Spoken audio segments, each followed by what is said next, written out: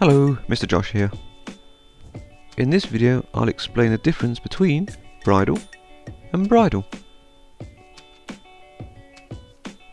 Before that, would you like to win 5 hours of Skype lessons with me? Simply subscribe and leave a comment for this video to be entered into the draw. Details are in the description below. Now, back to the video.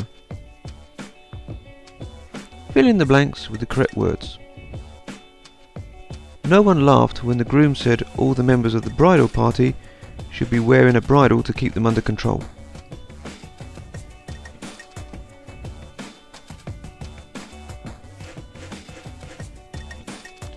Bridal is used when we are talking about getting married. Normally it relates more to the bride, but it is also associated with newly married couples.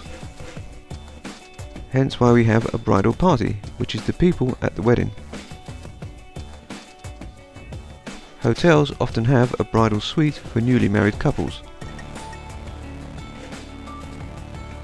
Bridle is the harness used to control a horse. Although I have met plenty of people that would benefit from being fitted with a scold's bridle. If you enjoyed this video, you should try one of these.